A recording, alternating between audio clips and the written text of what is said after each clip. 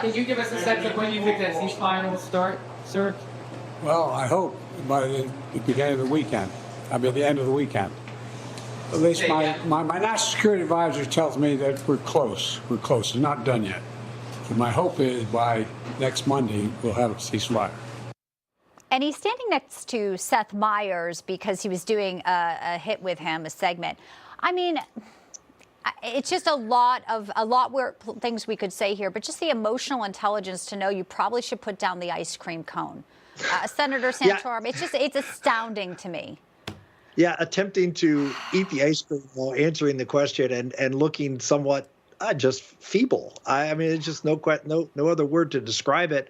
And then to just be so off. I mean, the idea that we're going to have a ceasefire, already, or it's in place, or it's about. I mean, again, it's just that's why they don't put him in front of any type of real hot mic on very many occasions, and they do these softball interviews where I'm sure he gets the questions in advance, and he's able to prepare for them, so he doesn't look like that.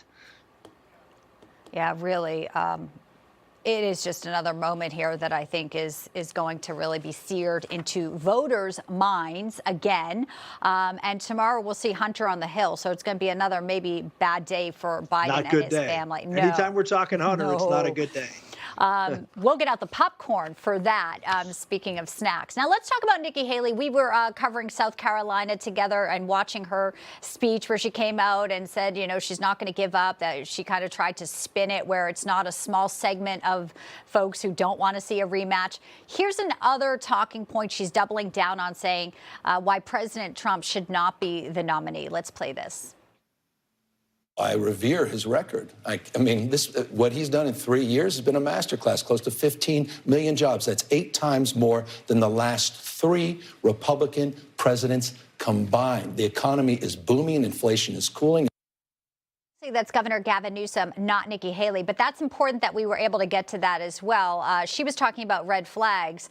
Newsom's not talking about any red flags when it comes to President Joe Biden, again, using the word masterclass. Now, Senator Santorum, Newsom has shut down any rumors, any talk that he will be stepping in for Joe Biden. But I can't help but wonder at some point if something might drop maybe during the Democratic convention. I don't think there's any question that Newsom is putting himself in position, defending a record, talking about Joe Biden adding jobs.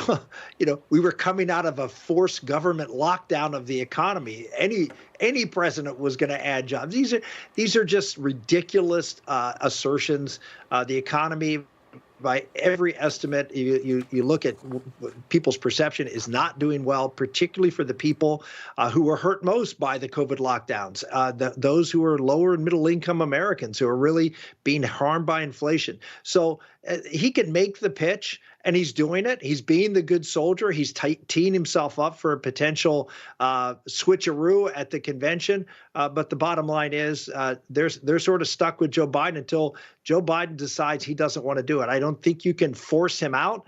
I think at some point he has to willingly go if he has the delegates committed to him, enough of them to win the nomination, and he doesn't want to leave. They're stuck with him. Yeah, I mean, and he's surviving all these gaffes. I mean, we're just talking about the ice cream situation. Barely. It's unbelievable. If it was a Republican, you have to wonder how quickly he would be exited. You talk about the economy. We know it was one of the biggest issues on voters' mind, including the immigration situation on our southern border. Biden will be at the border on Thursday, Senator Santorum, in Brownsville. Trump will be in Eagle Pass. That's another issue that could be thorny, as he's going to be in front of cameras again asking about issues when we had the murder of an innocent college student just days ago. I don't know how this is another bad optics week for Joe Biden. Well, you make the point. He goes to the border at a time when things are bad, and you have the optics, you're right, of the murder.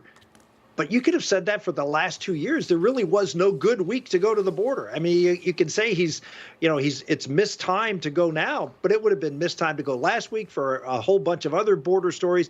This has been a constant drumbeat of the bad policy decisions that he made when he came into office to reverse the Trump policy that was working in order to please his left-wing base. Now he's stuck. At some point he had to go down there.